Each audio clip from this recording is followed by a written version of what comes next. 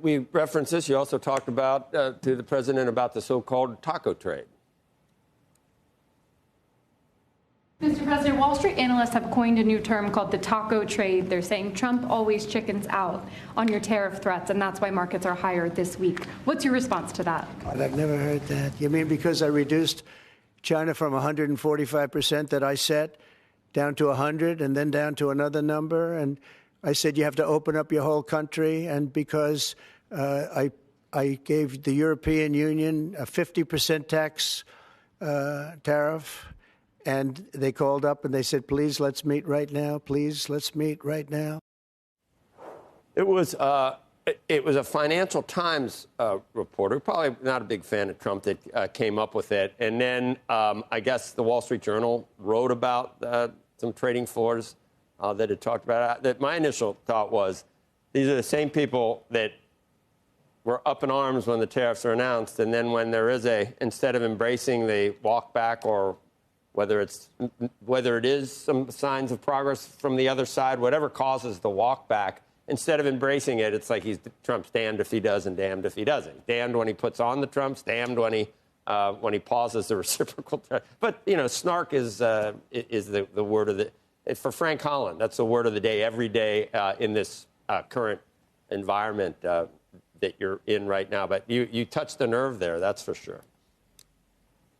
That's right. He didn't like the question, but it was a chance really for him to defend this strategy. The Journal had written it up. The New York Times had written it up. It was starting to sort of circulate a little bit further. And it also just touches on this broader debate that we'd already heard even before this term had coined about whether the president was bluffing, whether these were real threats, whether other countries would continue to come to the negotiating table if they didn't think that these tariffs were going to be followed through on because so many had been paused. With this ruling, I think that discussion, we get back to that because the president, as you heard, was very defensive. He said this strategy is working because other countries are talking to us. Now, as you guys said just before I was on, this pulls the rug out. It really blunts that leverage. So we do have to see what happens next because there are many, at least 18 or 20 trade negotiations ongoing, deals we have been expecting. Do those pause? I wouldn't expect so, but maybe it means that other countries don't agree to as much as they would have.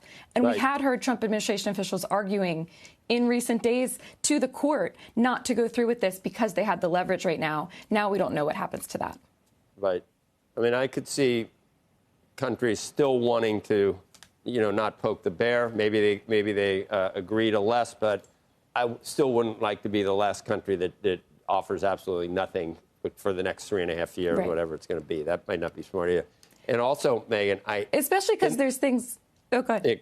No, I was just going to say, in the old days when a lot like the left and right both loved Trump, when the old days when he was a developer, he was on Saturday Night Live, and people were asking for autographs. They loved him. But he got in a chicken outfit to sell Trump chicken or something like that. And I just probably wishes that he hadn't played along with SNL at that point, because that's what was in all of the trending tweets yesterday. It was the most, it was on top of the Twitter trends. You probably saw that, your question. But every one of them had him in that yellow chicken outfit. Right.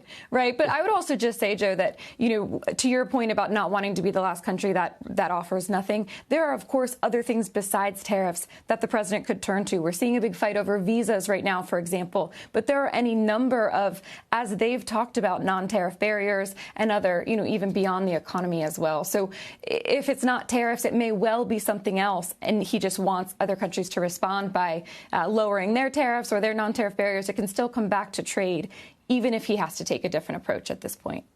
Well, for whatever reason, Megan, if the S&P were to go up 90 points a day, it's just below all-time highs. So somehow, after all was said and done, we are not far from the all-time high on the S&P, which is, I guess that's, if you left and went to Mars like Elon Musk for a couple of months and came back, you wouldn't even know anything happened. But Megan Cassella, thank you.